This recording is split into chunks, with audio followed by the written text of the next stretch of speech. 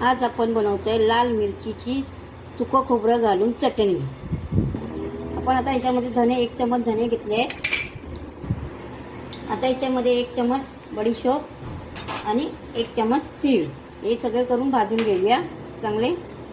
आपण तीळ धने आणि बडीशोप भाजून घेतलेली। आता आपण 4 पाकळ्या मी लसणीच्या घेतल्या आणि 4-5 लाल मिरच्या त्या पण आपण थोड्या परतून घेणार आहोत। बघा ह्या 4 लसणीच्या पाकळ्या आणि 5-6 लाल मिरच्या आपल्या मिरच्या पण भाजून झालेल्या आहेत। मी 1 वाटी सुकं खोबरं घेतलंय ते पण चांगलं भाजून घेते। त्याला जास्त करपवायचं नाही, थोडंसं आपलं भाजून घ्यायचं। बघा एवढंच मी सुकं खोबरं भाजून घेतलंय।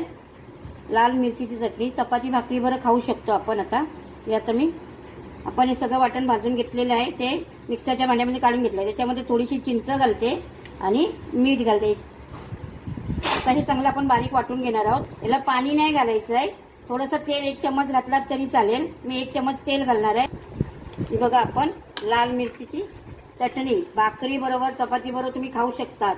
तर आपल्या तोंडाला चव नसेल तर ही चटणी तुम्ही आरामकेसात खाऊ शकता। माझी रेसिपी जर माझी रेसिपी तुम्हाला आवडली असेल तर माझ्या रेसिपीला लाईक करा, सबस्क्राईब करा, घंटी बेल वाजवायला विसरू नका।